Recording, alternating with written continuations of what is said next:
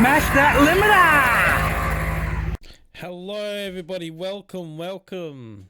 Hello, everyone. How are you?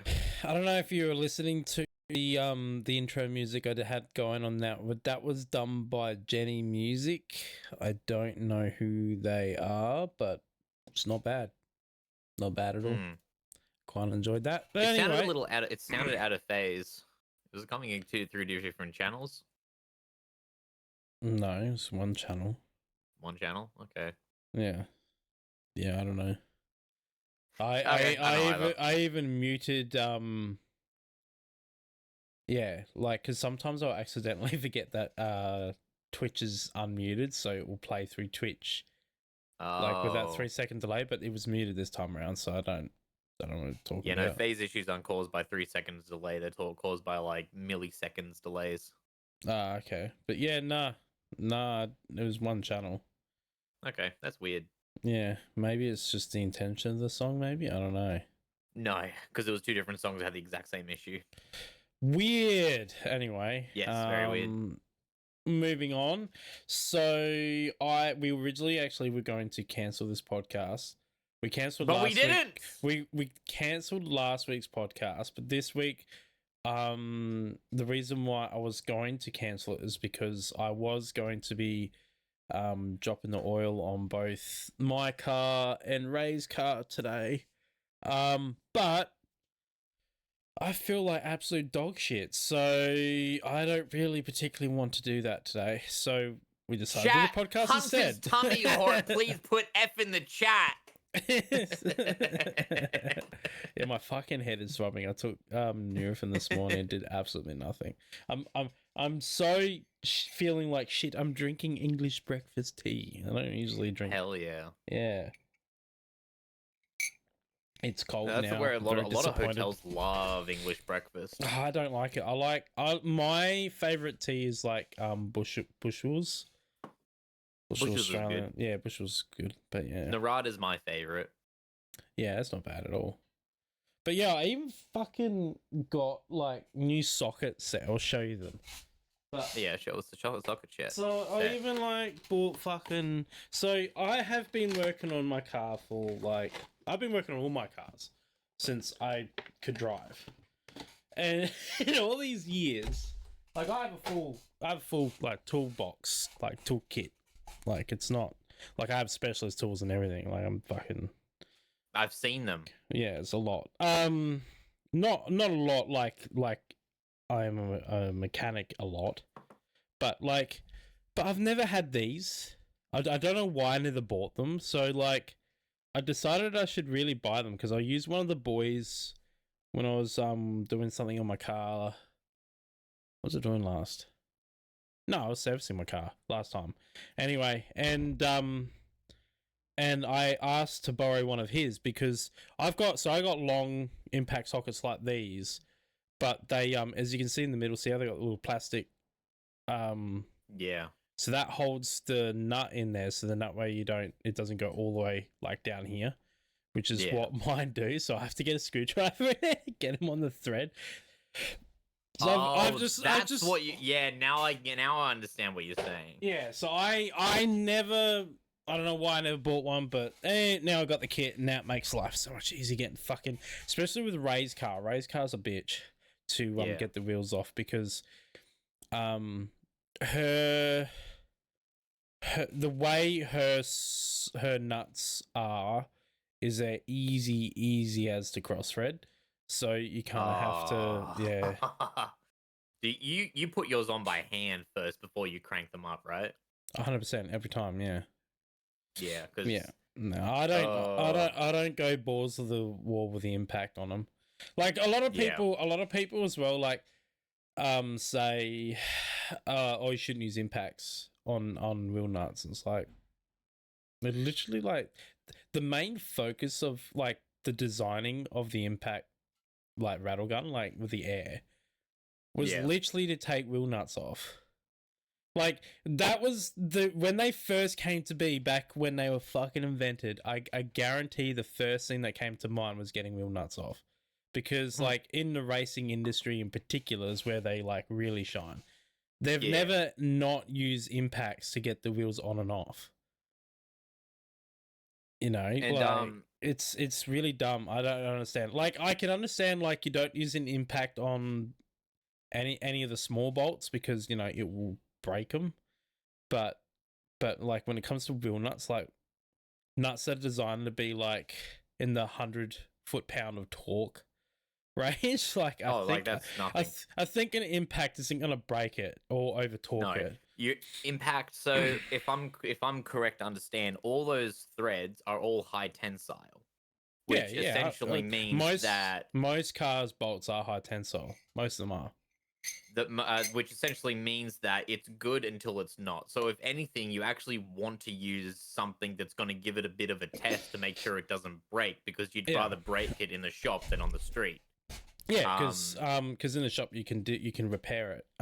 Yeah. Because doing like breaking bolts at home is a pain in the ass. Breaking bolts in work, it's a pain in the ass, but it happens every day.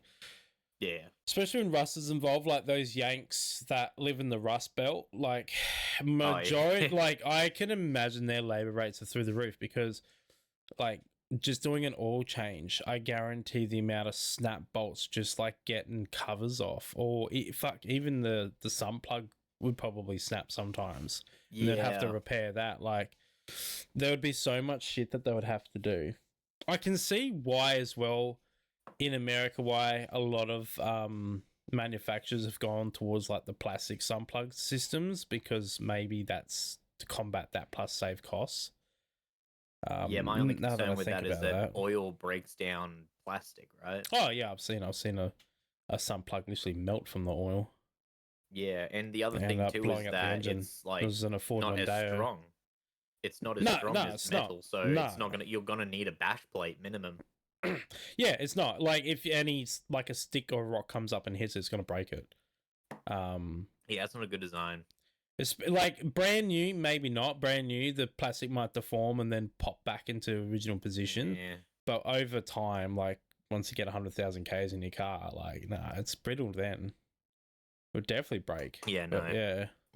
Because like BMWs have been plagued with issues since like the 80s when they started like making all their cooling system made out of plastic. Because like a lot of friends you know, growing up in the car scene, who love their BMWs, like the E's, the E, was it E85s?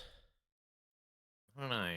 Is it E85? I can't remember. I'm not good with fucking. This is probably when I press the fucking. Yeah, that looks like a car that you would do up.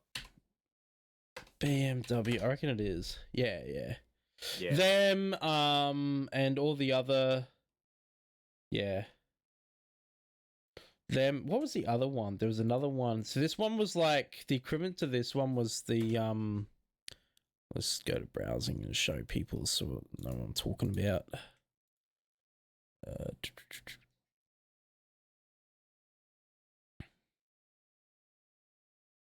I need to close one of the tabs down so then I wait. Another way to combat the whole another way to go around with a there we go. With one of those impact drivers is just do it up until it's tight, like almost finger tight, and then you just do it up with a torque wrench, because then you can torque it to spec. Yeah, well my because I got a big rattle gun, so mine does what does mine do? Mine's a Gen 2. I think my little impact driver be right back apparently. My impact driver does about 168 Newton meters of torque. Anyway. Sorry. Is that Gen 2? That's Gen 3. That's not mine. Mine's the older one, so it's not as powerful. Might be Gen 1. Oh well, as long as it's powerful enough. It looks like that. But it's not. That's a half inch. well, not a half inch. It's a high torque. But yeah, it looks like that, but it's not a high torque. So it's like, well, let's have a look at the high torque one. Yeah. The high torque one. I keep clicking on the wrong things today. It's I'm such a mess. So this is the high torque one, which you don't need this unless you're doing if you're professional, like if you're a mechanic, then you might need this to do some of your like flywheel bolt, like your pulley bolts and stuff. They get really, really tight. If you can fit the thing in there, that is. Yeah, that's the other problem. I wonder if you can get a right angle adapter. So this one does 1,627 newton meters of torque. Whoa, that's a lot. So this is the high impact. So honestly, like with this, you'd be able to undo most. Yeah, you'd be able to. That is actually enough to snap bolts as well, because I've the high tensile steel snaps it around that area. Well, it depends what depends on the size. So, like, I'm talking about bolts that are like this big, you know. That it's doing. Yeah, still. Like I would use a high impact on only very few applications. Like I wouldn't use it very often. Yeah. It's more of a get yourself out of trouble gun. Exactly, yeah. Why is it so hard to find? You know, it'd be easy to just click on this and then you go to Milwaukee and then you just go down to impact. So Milwaukee 18 volt. My throat's still sore too, which is annoying as fuck. Anyway. Automotive tools, because, you know, don't really use impacts other than that. These grease guns are really good, by the way. My old man's got one. What the fuck? What the fuck? I haven't got a grease gun. I don't know if I ever will get a grease gun. I do want that. What is it? It's a portable compressor. I have one. I have one. I've got the King's one, but those electric ones are really light and handy. Yeah, I saw DeWalt had a portable battery compressor. Yeah, they all of them have it. All of them have it. Yeah. Impact's fastener. Here we go. They've changed all the way this layout is. So you've also got these ones here for heavy machinery. So this is what you use on heavy machinery. This is like, oh yeah, there we go. This is a big ducka That's one. what you use on buildings. So voltage, it doesn't even mention its torque rating, but I know it's quite high. Big, very big. Yeah. It's for bobcats, like not bobcats, like loaders and like big machinery, excavators, all that sort of stuff. Yeah. So something more like this. Mid torque impact wrench. Why are there 2,000? Because of the one thing. I don't want fucking high torque. That's got extended. I've always find impacts with extended fucking anvils look funny. They look weird. They look a little strange. Here we go, a mid torque. I don't have any of this new generation stuff, but I actually really like the look of it. Like I like the flat heads and the lights in there. So mine, the lights down there. They're really, really small as well. Yeah, they are, but they're like, where's the torque? Why don't you give me the torque settings on this? It's super annoying. How are you going up there. to... Anyway, it's... Well, what about... I think for memory, mine's 800 newton meters of torque anyway. Whoa! So mine's 800. So what I usually do with mine... I mean, that's 800 of braking force. So it's not 800 when you do it up. So it doesn't do 800 newton meters of torque. Like it won't tighten a bolt to that. So what I do in mine is exactly what you said. Like I'll tighten up the bolt to it impacts on, and then I'll go through with the torque wrench and tighten them up to. I usually sit mine 110, which is fine. Some people do a little bit more, some people do a little bit less. 110, I think, is a sweet spot because the thing is that with bolts and that over time, they will stretch just in time, and eventually they will snap. With 110, it's quite tight, and I don't think I'm going to snap the bolt that easily by doing it that way. Because I know that if I did the factory specs, I'll probably snap it, just because of how old it is. Right. And yeah, because I've got a big 1/2-inch torque wrench that I do make sure the calibration is still accurate. I look after my torque wrench. A lot of the boys now, I'll just see them chuck the they'll leave it on the torque setting, just leave it like that. Yeah. But I tried telling them that when you do that, your calibration goes out because the spring's always under constant tension. So it's actually losing calibration by doing that. Which means when you put on 8 newtons of torque, it could be more or less. Most time less, but sometimes it can be more. So I always just undo mine, grind mine out. I like to look after my torque wrench, but I don't use it every day.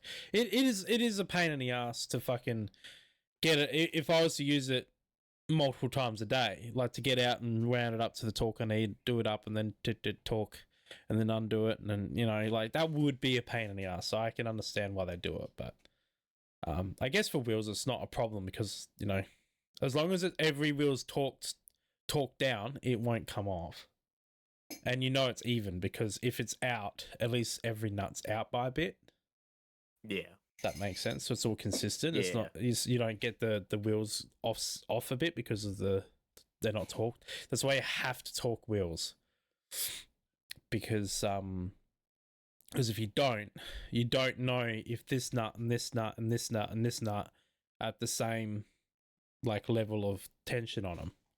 And that's when you like get behind someone, you can see their wheels like on like doing this. Wobbling.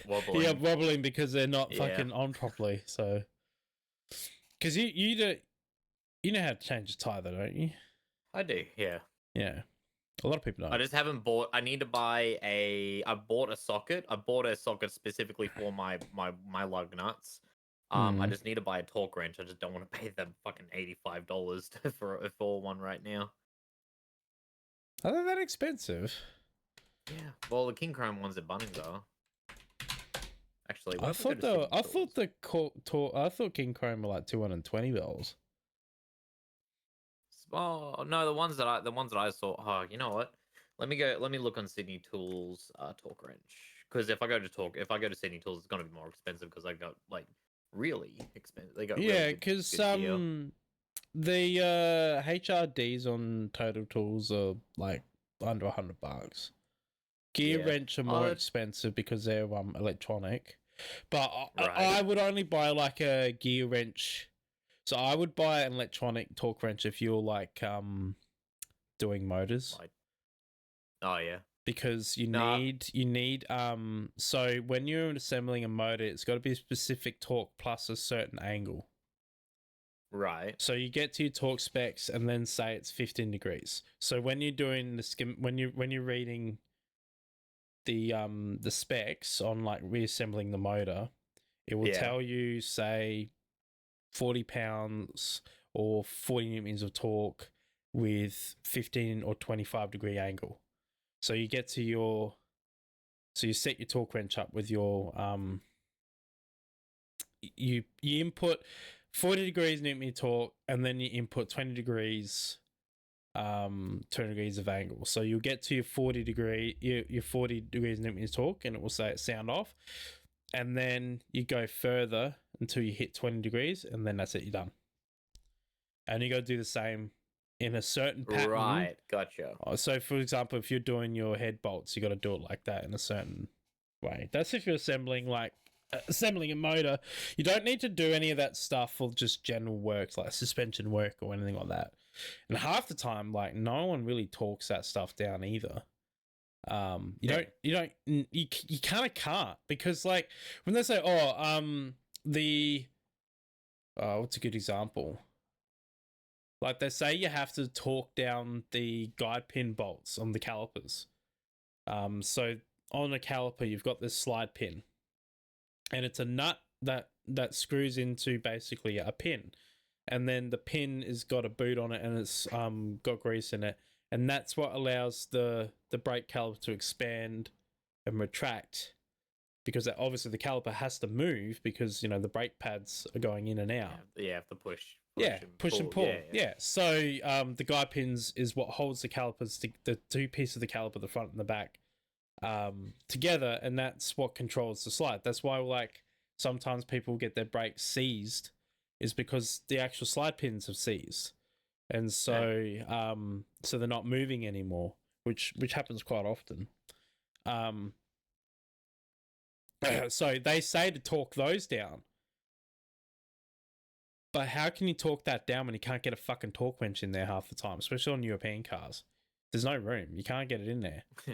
So, because a torque wrench, like you can get a small one, like that big, but like you torquing it down, and like how are you gonna torque when you've only got like this much movement? You know what I mean? Like it doesn't work. So generally, like with things like that, you just pull it down to the point that you can't go any further without breaking it, because if you have it that tight, that it's not going to come apart.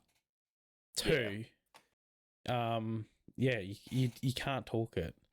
Generally with those low torque figures, like I'm talking about between like 20 to 40 to pound, like you can do that's hand tight. So well, not hand tight, but like that's not going anymore, like that sort of tightness. So you can kind of work that out yourself, but like, real nuts, torque them down. Brake caliper bolts, definitely torque them down. Technically you're supposed to replace brake caliper bolts every time because they're a stretch bolt, but yeah. But like I never torque down when I replace my alternator bolt, and that's a stretch bolt, meaning that it's actually cut thread bolt on my car. So the thread on the bolt isn't deep, so to prevent the alternator from coming off, it's got a thin thread on it. So when you do it in, it cuts into the thread deeper, so it's like really fucking tight. It's like having Loctite without using Loctite. It's like a mechanical Loctite. It's really, really fucking tight, and so you don't need to torque that down. Just I mean, it says to do it, but I just didn't bother. Just fuck. It's my car. If I was working on someone else's car, I would be doing absolutely everything possible to make sure nothing goes wrong. But on my car, if something goes wrong, it's my fault, And I know what I'm doing to the point that like I'm not gonna have a wheel fall off. So I'm not that silly. You'll know pretty goddamn quickly if that happens. Yeah, like people with 79 series with Land Cruisers, and they don't fucking get the wheel bearing service every 20,000 Ks, and then they turn around and say, "Oh, it's not true. Toyota just said that so they can make money off you." And I'm like, "No, Toyota said that because they actually think that you need to do that." Like a manufacturer won't necessarily. They can't not say something. Like if they could get away with doing it, they won't mention it. Like a lot of modern cars these days, they never mention to replace a transfer case oil. It's like it's lifetime oil, when they know full well it's not, because they want your car to break. Yeah. Because guess what that means? It means that you get to replace a transfer case, and then they get money from you, or even better, you get a new car. Yeah. So, they actually do tests where they work out the probability of people suing their company. Yeah, and they work it out whether it's more expensive to whether it's more expensive to be sued or more expensive to do a callback. Yep. Like they literally have people who work on that every single day. Yep, 100% they do that. Yeah, no, they definitely do that. Yeah, the cost benefits. Like all companies do that. Yeah. I mean, how long did like Coles and Woolies go underpaying their workers? Every company is going to at least attempt to do that, and then even if Yeah. they do get caught, by the time they do get caught, they're never gonna, you know, they're probably gonna they're never gonna make up the difference. Nah, never will. It's just what it is. But yeah. What can you do, really? Can't really do anything about it. People are going to be greedy. But Yeah. did you see as well that they've apparently cut 20% of the hex debt? Well, it's basically it's a motion that's been put forward. They haven't voted on it yet. Yeah, I don't reckon they'll let it go through. Yeah. I don't know. I want like, okay, they could cut 20%. That's cool, but all I want is them to just get rid of indexation. Yeah, that would be pretty nice. I mean, my accountant has explained to me that, like, look, like indexation just basically it's an increase on all your expenses. The way I worked it, the way that I sort of interpreted it was that he explained to me that, you know, it's the same dollar, it buys the same amount of bread, but the bread's just more expensive. But the amount of money you're going to be bringing in is more expensive as well, so it kind of brings that up to key. The part where everyone gets fucked over is everything goes up in value except for the money in your bank account. That's the only thing that doesn't magically go up. So that's where everyone gets fucked. Yeah, exactly. And like my indexation goes up, so I pay the minimum, which I think I'm gonna start voluntary paying more into my account because it's getting annoying. So I pay only like 500 a year, and that's what I'm legally required to pay, and that just I don't touch or see or do anything. That just comes out of my tax, like it's just automatically worked out. But yet, when indexation comes around, it will bring it up to $1,000. So I will never pay it off. Basically, is the way it works out, which is fucking stupid. I'm a strong believer in the government paid. Say, when I did it, it was $21,000 when I finished uni. Right. And it's now up to 39. Fuck. So I believe the government should fucking just have me pay the 21 grand originally that they paid, because they paid 21 grand. Their dollar value doesn't fucking change from now to then, because they say to us that we don't charge interest on it, but then they do this indexation, which is interest. I know it's exactly inflation. It is inflation, but that's still interest. Yeah. The dollar they paid is still the same dollar they paid back then. It hasn't changed, because like I said, the value of the money, it's just everything else has gone up. But I'm not going through the course now. It's not costing them any different. They've paid this amount of money. They haven't lost any money. This is what pisses me off. Is they paid 21,000 10 years ago. They still haven't, like, that 21,000 in their eyes hasn't turned into fucking 39,000, because it's not like they're paying for another course for me to do now. This is why I don't get, like, right. So if you go look at that same degree, it's coming up with $21,000 even today, right? Is that what you're saying? Nah, well, yeah, it hasn't changed much at all, really. When I was looking into it, I think it's gone up. Actually, no, they're not even offering it anymore. So there you go. It's worthless. They're not even doing it anymore. They've turned it into something else. Yeah. Okay. Because of what happened with the labs, the lab I was involved with closing and stuff like that. It's all changed. Right. But yeah, my point is like, well, that's even worse, because that means the course is worth nothing because it doesn't exist.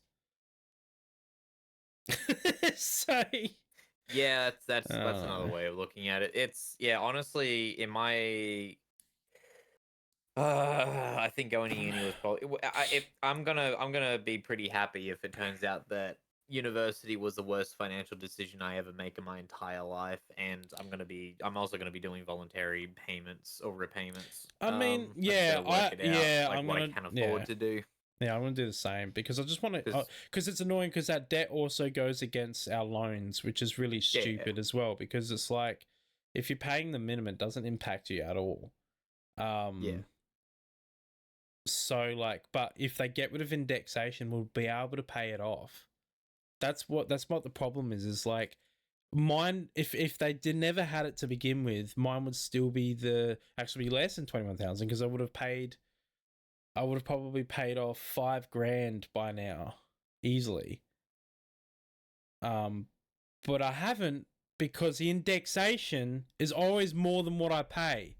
So what I pay off is then deleted and then I get charged extra. That's what pisses me off. And like at the time, like years ago, I couldn't afford to put extra on top, you know. I'm obviously much in a better, more financial stability now, so I'm able to pay a little bit more, which is good, fine. But it just it just pisses me off. Like especially that one time with the fucking wankers, I got slugged, so it went up 2.5 grand. So Was that when we did the? Was that when they did the 7.9% interest in like Yeah. 2021? yeah, Yeah, I remember that. That really- I think that made me I got mad. I got slugged with about 3.5 grand from Yeah. that. I was so angry when that came through. I was just like, Yeah. what the Oh, fuck? That's bad. You know, I That's pay really bad. Yeah, I pay so much in tax, and these fuckers just keep reaming me. Anyway, then they go backpedal and take a bit off because they should just go okay, instead of that, say you're 3 grand, they should just fucking cancel it out, fuck it off. Because I've seen people in the comments like, oh, so you're using my taxpayers' money to fucking pay for it, blah blah blah. And I'm like, yeah, but actually the people that this affects are paying tax as well, dickhead. So they're using their own money as well. Like, people don't realize that a lot of people who went to uni have jobs. Like, they just couldn't get a job in their field. That's the problem. Yeah, that's a problem that's been happening for at least a decade. Yeah. Where you go get a degree and you can't get a job in that degree. So then, how the hell are you supposed to? It's a bit of a lie in a sense. Yeah, and it's very disheartening when you realize that, oh, I was told to do this and it was just the wrong thing to do, and now like the person who's told me to do the thing has completely disappeared and I'm here just completely strapped with all this crap. I'm fortunate enough that I was able to get my job. I'm going to sound really hypocritical, I just realized, but I got a job more or less in what I studied. It wasn't like 100% what I studied for, but it's close enough. Yeah. But you got completely fucked. Oh yeah, I got fucked over. Yeah, for anyone like watching this in the future, that if you're wanting to be a scientist, don't. Well, no, just read books. Honestly, just read books. Yeah, that's your best. That's literally all that scientists do, is that they do experiments, document experiments, and put it in a book. Then you read that book, and congratulations, you're up to date with whatever the hell they did that day. That's what a scientist is. Yeah, pretty much. Yeah, that's all it is. It is. It's like you can land a really sweet gig, but you'd be lucky to have more than 6 months of work in it. And that's the problem that lies in it. Is a lot of people that are scientists, if you're not working at a university is where the sweet gigs are, or research facilities like say Antarctica and a few overseas ones. Yeah, that's really good in that, but they're so rare to have job openings that it's really fucking hard to get those jobs. And all the other jobs that are around, you probably have only 6 months contracts and then you have to look for a new job. So what a lot of people do in science is so they'll get a 6 month contract and then they'll do the field research and do all the data analysis, and then in their free time they're also publishing a paper with their other fellow co-workers. And then their contract's up, and then they're looking for another job. And if they don't land another scientific job, then they have to go and work in every other person's job. So that be like hospitality, construction, whatever. Like a lot of people I know work in all those fields. I know of at least 2 people that have their PhDs and they're working in kitchens doing dishy work. They're doctors and they've got multiple papers with their name on it, and they've basically discovered new species of animals, and they can't get work in the field that they are specialized in, and so they are fucking cleaning dishes for a living because they can't get jobs in their fields. It's not like what it is on shows where they fucking paint it out to be rainbows and like awesome stuff. If you're going to do that path and you wanted to work with animals and nature, honestly, the best jobs you could probably do in the in-between work of doing research would actually be doing charter stuff. So like if you're a marine biologist, go out to Queensland or New South Wales and like get your like boating license and go do fucking reef tours and stuff like that, you know, because at least that way, at least working in the industry that you like, you know what I mean? Like you're in it, you're still doing something relevant. But for me, it was I did warehousing and now I'm on a front desk. Actually, I like the office job though. I feel my back loves that I don't hurt myself every day. It's nice, and my people skills are certainly getting a lot better. Because when I was, you know, at uni and that and working at Coles, I didn't have any people skills because it was night shift, and I fucking hated people. so it was quite rude to some people sometimes, especially those old ladies that just fucking whinge and carry on. No, there was one lady. Seems like sometimes I will give you credit. Sometimes it honestly seems like they don't have anything better to do than just whinge and carry on. There was this one lady that was like full on abusing me about Coles. Like she was making it like it was my problem that Coles was doing this thing. And in the end, like no one was around me, and I just looked at it and I looked around, make sure no one was eavesdropping, like no other customers. And I said, "Can you fuck off?" And she's like, "Excuse me," and I said, "Fuck off! I don't give a shit about you. I have a job to do. Fuck off." Oh, fuck. I said, "You're being such an old cunt. Now fuck off." And anyway, she got a nose out of joint. She did talk to someone about me, and I denied everything. I said, I would never talk to anyone like that. I don't know what she's on about. And they believe me because I've never done anything like that before. Like usually I'm pretty respectful, but nah, she got the fuck off from me. She was that full on. Yeah, nah, I told her to fuck off. And then I denied everything. Because like there was no cameras anywhere, there was no people anywhere. I had no witnesses, so me against her, and my history was pretty good. So fuck you, old bag. Fuck me. She was a cunt. It was good though because from then on after she avoided me like the plague, so it was really nice. All right. Yeah, she didn't like me after that. It was good.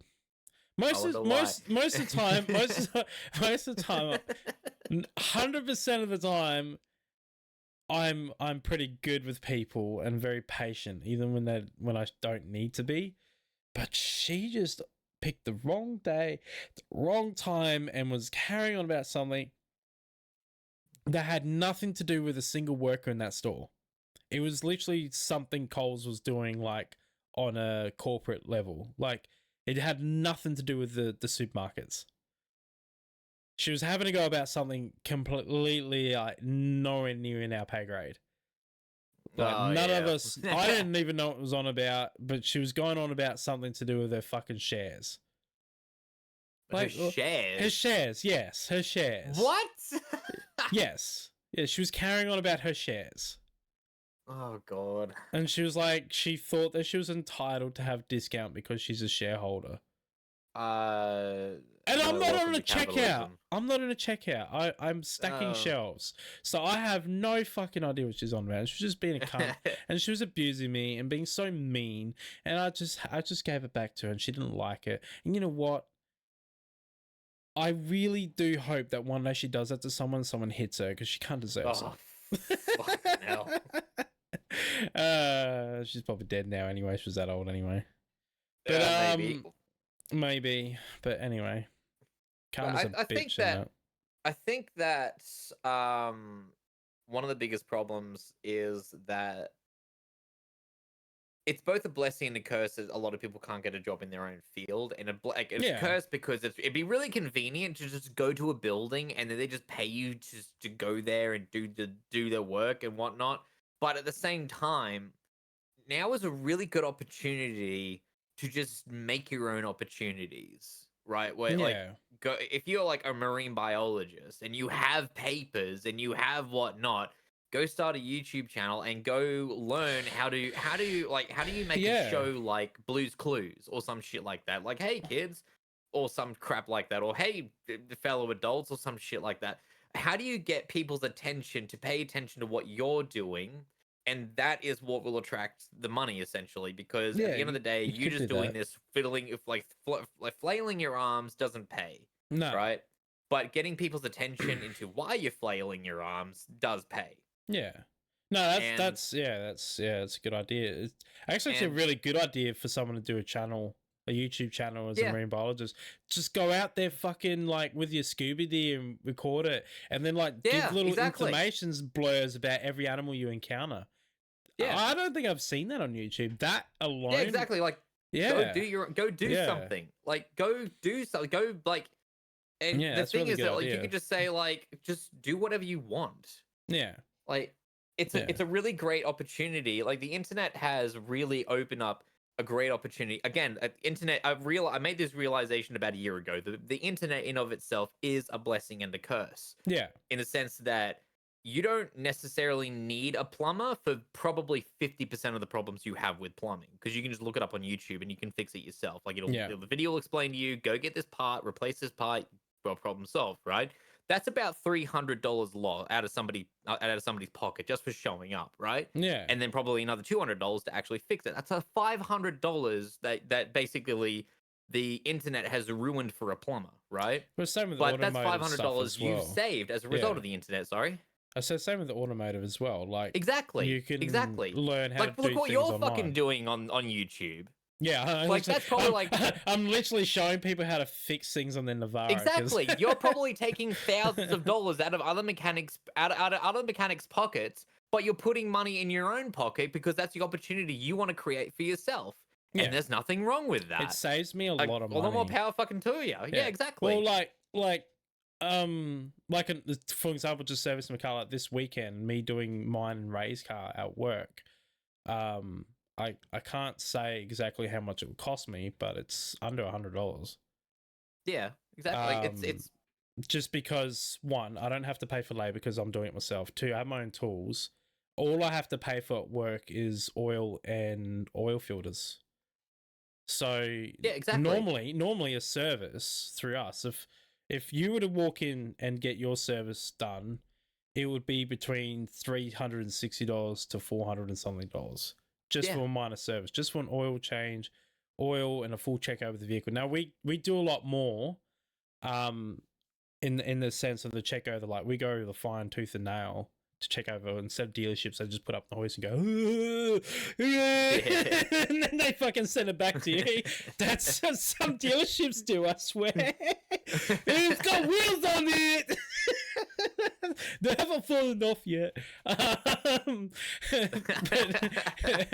No, like our mechanics were actual like check. So if on a full drive, like they will actually undo the filler hole on the diffs in the transfer case, and they'll stick their finger in there and pull it out and inspect the quality of the oil. So they will check the oil on all your components, and if it needs topping up, they'll top it up then and there. If your air filter, they'll clean out your air filter. If it needs replacing, they'll just replace it.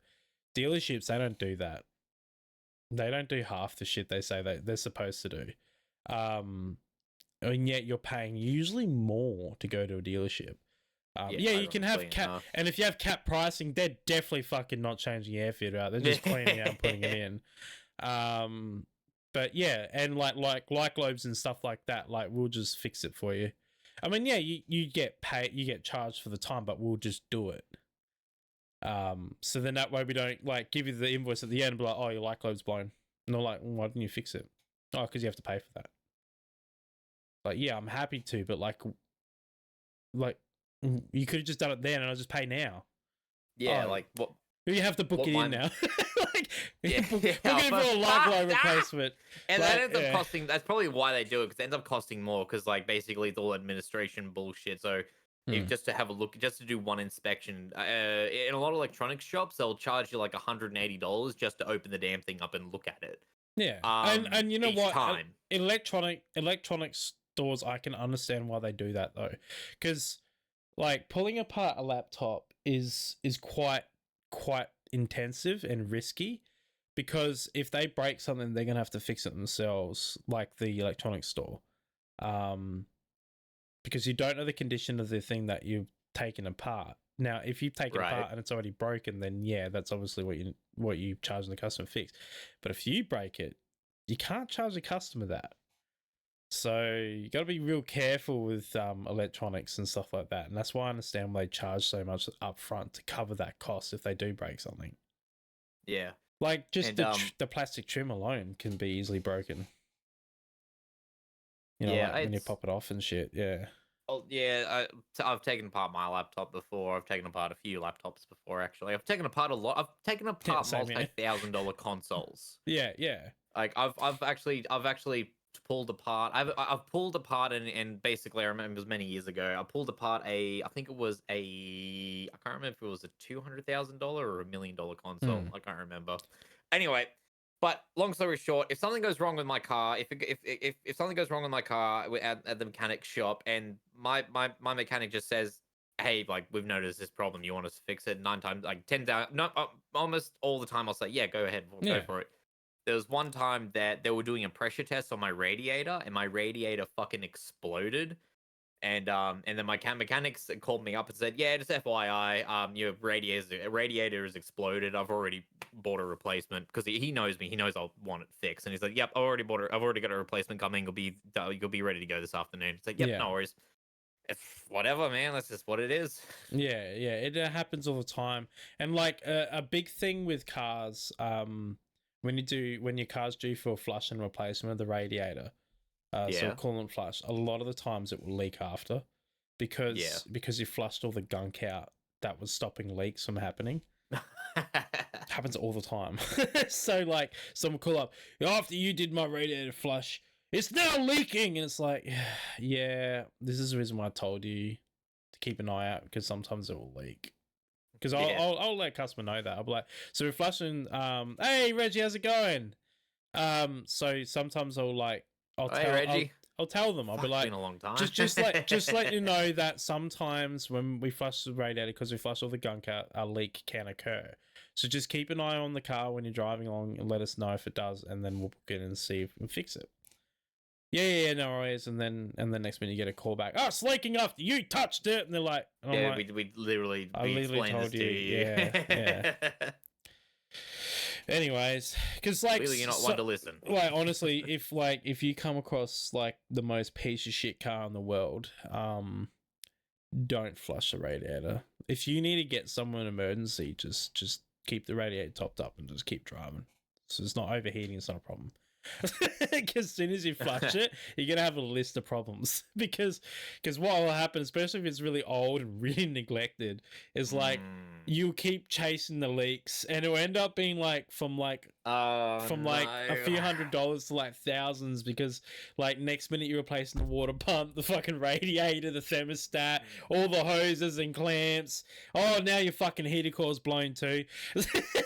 Like, it's just fucking some of these old pieces of shit really quickly. Yeah, so just don't touch it. Yeah. Sometimes just don't touch it. It's the best thing to do. It's working now. It will probably work for another 10 years the way it is. Just don't fucking touch it, because otherwise you're going to have to fix things, because it will be leaking and then it will overheat. Another thing as well, which I didn't know, is a lot of people think that if your thermostat's faulty, just take it out and just leave it out. What? No. What do Yeah. you? Hey, what? Yeah, a lot of people think that, No. and they don't understand that having the thermostat out actually causes your car to overheat. Because, and I'll explain this the way it was explained to me. I didn't know this either, so I learned about this. But so the thermostat does not just have the function of holding the coolant inside the engine while the engine's cold to allow the engine to get up to operating temperature. The engines have to be at a certain temperature to be able to operate effectively, right? So that's the whole point of the thermostat. The thermostat is to help the engine get up to that temperature. Once it's up to temperature, it will then open up to allow the coolant to free flow through the motor. That's its primary objective, but there's a secondary objective, and that is pressure. Now, the thermostat adds resistance, which increases the pressure of the coolant, right? Yeah. And there's so many valleys and gullies inside the engine for the coolant to travel through. Some are big holes, some are small holes. What do you think coolant would do if it's not under pressure? Do you think that it's going to go through all the gullies and valleys of the engine? No, it won't. It will have to have pressure to go through the small holes. Otherwise, because coolant and water is the same thing. It likes to go through the areas of least resistance. So if you've got big holes and small holes for it to travel through, it's always going to take the big holes because there's less resistance to flow through it than in small holes. So then all the little tiny holes that go through all the engine block or through the other components of the engine to cool it down, it will just go past them and not go through them. So the engine will get hot and then it will start to overheat. You'll need higher pressure to actually get through those. Exactly. And that's why the thermostat is actually important. So when your thermostat fails, replace it. That's it. Because it's much cheaper to replace a thermostat than it is to replace a head or a block. Yeah. Because if your engine overheats, because the days of replacing head gaskets are gone. When an engine blows a head gasket, because most blocks aren't cast iron blocks anymore, they're all aluminium, they crack. So usually when a head gasket goes, the engine cracks or warps or softens. The metal softens too. That's another thing that can happen. So all three of those can happen at the same time. All three of those can happen like the engine head will soften, or or it will crack, or it'll warp. And all of those will mean that the head's gonna just leave coolant or oil or both. And then you need to replace either the head or replace the engine itself, depending if the engine itself does that. So I've seen an engine. Well, I watched a content creator rebuild a Subaru engine. Subarus are probably the only one that you could probably get away with doing a head gasket most of the time, right? Because they haven't really changed their design, right? But most modern engines, usually every time we've taken a head off, we've ended up having to get a new head. It's been like one every so often you can be redecked and then put back on. Yeah. Most of the time they either get a crack in them or they've softened. And when they're softened, you can't reharden them, so you have to get rid of them. So what happens is that because the metal heated up so badly, it actually changed the hardness of the head itself. Right. And when it's soft, when the metal's soft, it expands a lot more, and so it leaks more and stuff like that. I'm not 100% too sure exactly how it works, but I just know that the components change and obviously it doesn't seal as well. Is basically fundamentally what happens. What I've seen is that you can get the head and the block where the head connects to the actual engine block. You can get that resurfaced. So basically, they get like a spindle, and you take off so many what's called a thou, which I forget what a thou is. Whether that's like a thousandth of an inch, is that what that means? I'm not sure. But essentially, they just grind a very small layer off the top of the surface of where they contact, and that basically gives you a good reassurance that it's going to Sit flush with a new head like gasket. like whenever we replace a head or something like that, we do that. We'll hone in the block as well, but we do it by hand though. We do it the old fashioned way. Oh, do you? Yeah, it's not that hard. Do you find the old fashioned? How do you do it the old fashioned way? Like with sandpaper and shit like that, or like they have a special stone that they use, and they use a special lubricant. But yeah, it's literally taking mechanics back to the Stone Age. it doesn't take them that long. It takes them probably an hour, if that. Yeah, right. It's not that bad. It's not that bad. Usually the block's all right because the block's obviously a lot bigger, like a big chunk of metal. Yeah. So like it doesn't. The head is nowhere near as the thermal capacity of the block is a lot better than the thermal capacity of the head. So generally the head's usually the most common failure point when something goes wrong. Usually the block's all right. Though some manufacturers where they fail is in between the material between the two cylinders are too thin. So when that expands rapidly and then shrinks rapidly as well, they'll crack in there, and then that's usually you have to throw the block out when that happens. Some countries like in India and that they'll actually repair that. They'll use like a braze style welding. And they'll actually weld it and fix it up and clean it up and then fucking chuck it in a car and send it on your way. But mind you, though, those engines, once they do that, they don't perform as well, and they usually not, like, they're definitely never going to get to the capacity of power that they used to have because otherwise they'll just break again. But yeah, generally it's a new engine. When stuff like that happens, if it's a head, then it's a new head.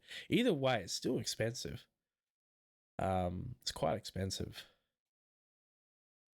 But when a head gets sent off to the machine shop and say the head's fine, they'll do exactly that. They'll redeck it. So they'll get the mill machine out and redeck that. But yeah, one of the mechanics, he redid the head on his car. It wasn't leaking, it was the head bolts or something like that were coming loose on it. Right.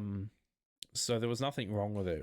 It was fine. But how we've got this big machine that's got a circular stone in it, and you just get the head on that and just go back and forth, and then it hones it back down, redecks it back down as well. So yeah, there's ways you can do it. But generally, the days of head gaskets being blowing that doesn't happen anymore on a modern motor. On most of them, anyway. Which is nice because that's nice because the head gasket's probably the most beaten up part in the entire engine. When I say doesn't happen, I mean that when the head gasket goes, the head goes with it. Is what I'm saying. Oh, it's not a head gasket; it's a head usually. Oh, yeah, that's what I'm meaning. But anyway. It's just the way things are. It's just the way engines are built these days.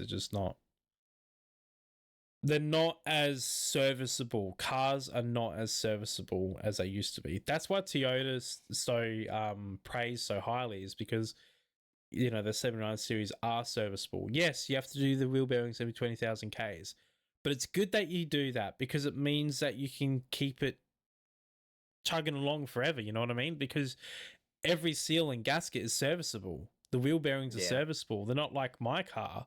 When the wheel bearings go on my car, I have to replace the whole hub assembly.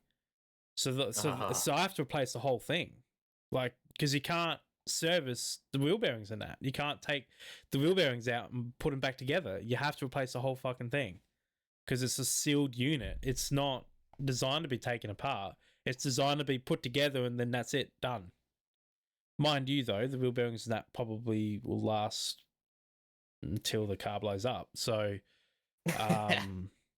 but in saying that as well, I don't have crazy big tires on it. Like if I was to put 33-inch tires on it, I guarantee those wheel bearings will eventually fail.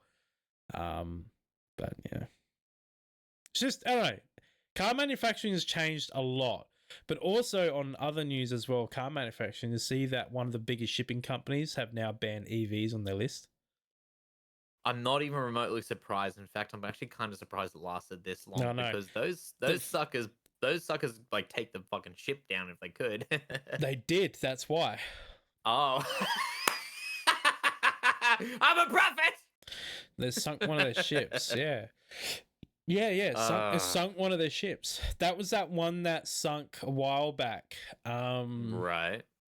I was not It privy to was- the news at so- that moment. So they had like a section of EVs that was stacked on top of each other. One car caught on fire and then melted no. down and caused a chain of events and end up going straight through the hull of the ship and sinking it. Oh no way! Yeah, it was It pretty burnt bad. that hot? Oh, fucking oath it does. Lithium burns hot as. I didn't realize it burnt hot enough to Yeah, melt through a it's- fucking ship hull. It sunk the ship, yeah. How hot does lithium burn? For anyone who wants to be a scientist, Google's going to be your best friend. Yeah, how hot does lithium 700 degrees to burn? 1,700 Celsius, so quite fucking hot. 180 degrees Celsius. Oh, it's the melting point.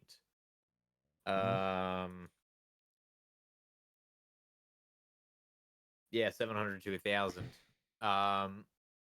That's hot. That's really hot. Yeah. I wonder if you can use lithium in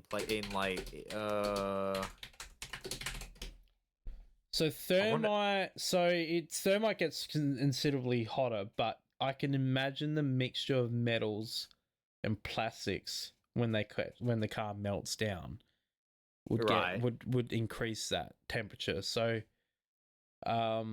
say how does an EV car? How hot does an EV car when burning down? Oh, yeah, up to 12,000, 1,000. 12,000. So up to 1,200. 1,200 degrees Celsius. Sorry. Yeah, far out. Some will even wow, okay. This is on the American Metropolitan Fire. Have reported some EV cars getting as hot as 2,750 degrees Celsius. No, so 2,760 degrees Celsius.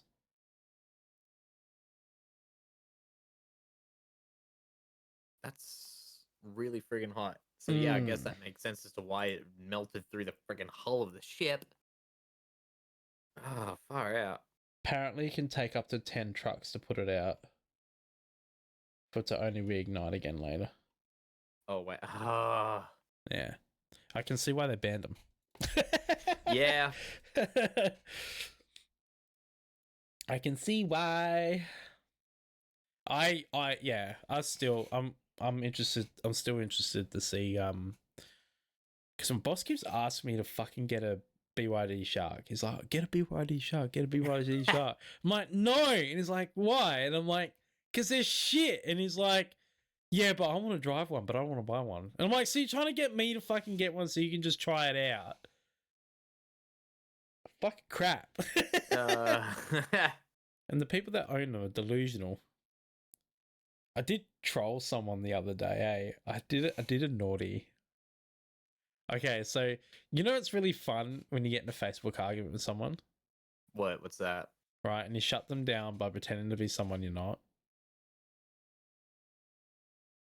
You know what I mean? No, I don't. Can you explain? So there was this article about apparently they're trying to make bladeless wind turbines. Right. Which I think is going to be a fucking disaster if they try it. A bladeless wind turbine. I don't think it will work. Yeah, it will work. Doesn't that completely defeat the purpose? It'll work like the Dyson fucking Dyson No Blade. But that doesn't make any sense because you need surface area to. No.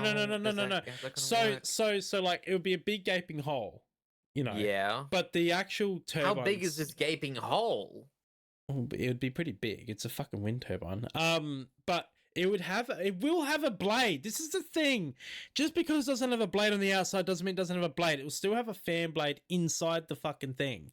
because this is how the Dysons work. Is they pretty much have the exact same blade that's inside the cabin of your car that works with your air conditioning. It's like a drum blade, you know. Right. You know, it spins like this, and it's a drum, and it's got little blades across here, and it's a circular tube that just spins. It'll be exactly like that, and it'll just spin like that inside the housing of the top of the wind turbine. That's all it would be. So the air will come through, and it will go through the sides and the vents, and it will come through and push the wind turbine around like that on the inside, and it'll be no blade because there's no physical like propeller on the outside of it like a traditional one. Anyway, I don't think it'll work just because it's just too complex with parts and stuff like that, and I don't think it'll work. Or at least not be efficient anyway. And it'll probably be really heavy. So what I said is, I said, what a waste of money. I said, wind turbines don't even pay for themselves. For the amount of money it costs to make them, buy them, ship them, and then maintenance on them, they never pay for themselves. Because the fact sheets that they give the general public say they can charge like power the house, like 30,000 homes of houses or something like that. Reality is they'll be lucky to power 2 blocks of houses. And majority of the time they're broken down or they catch on fire, which is really common too. And that big blade that you see on them isn't made out of metal or anything, so it's like a polymer, it's plastic. So when they catch on fire, the whole thing melts and causes a mess. Yeah, it's quite dangerous when they get on fire, and they do catch on fire quite often because that engine gets quite hot sometimes. Anyway, so I said it was a waste of money. And this fucking hero it's got on there and it's like, I think you need to do some research before you fucking open your mouth. So you know what I turned around and said? What? I said, I think you need to work on some of these before you open your mouth. Oh. Because I know he wouldn't have a fucking clue. Because the only reason why I know this stuff is because my oldest brother has done work with wind turbines and stuff as a contractor. So he's gone up in there and actually done maintenance on them and stuff. And he knows. And everyone else I know who I've spoken to who's worked on them with the power network companies and stuff, who's done maintenance on them, they all say the same thing. They say half the time they're not running, the power they generate is fuck all, and they break down more than it's like they break down more times a year than they actually are running. And half the time they have to turn them off because the wind is too much or it's too hot. I've noticed that a lot of the time there's always like 1 or 2 wind turbines that just aren't spinning, even though all the rest of them are. Yep. Yeah. Majority of them don't fucking work. And then sometimes they'll have to alternate the ones that are on and the ones that are off because they affect each other as well. Right. That's another thing as well they were saying. So, okay, me personally, this is where the lie was I made it like I'd worked on them, which obviously I don't, but I just find it really funny shutting these greeny fuckwits down. It's just fun. I'm very, very sick today, and I think I can tell just how just bagging people I am today.